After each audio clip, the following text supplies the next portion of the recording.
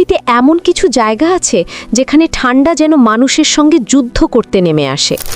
আজ আমরা যাচ্ছি পৃথিবীর সবচাইতে বেশি ঠান্ডা জনবসতিপূর্ণ অঞ্চল রাশিয়ার ওইমিয়াকন, যেখানে শীত শুধু শীত নয়, এক রহস্য, এক ভয়ঙ্কর বাস্তবতা।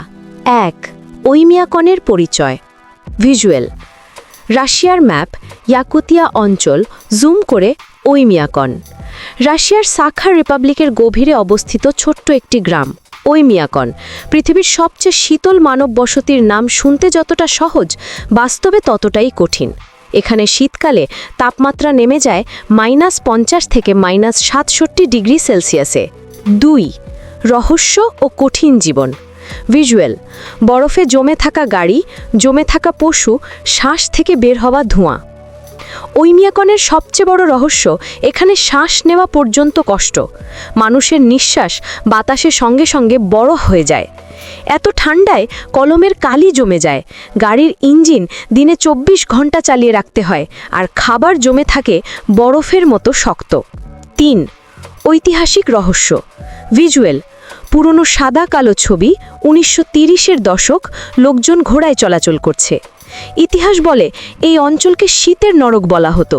1933 সালে এখানে রেকর্ড করা হয় -67.7 ডিগ্রি সেলসিয়াস, যা মানব বসতিকে রেকর্ডকৃত দ্বিতীয় সর্বনিম্ন তাপমাত্রা।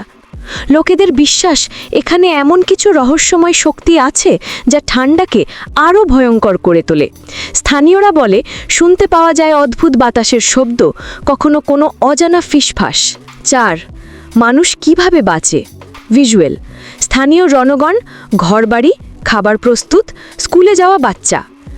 এত ঠান্ডা সত্ত্বেও মানুষ এখানে থাকে। তাদের ঘর বিশেষভাবে তৈরি, সব সময় জ্বালানো থাকে গরম চুলা। স্কুল কখনো বন্ধ হয় না, শুধু -55 ডিগ্রির নিচে গেলেই ছুটি।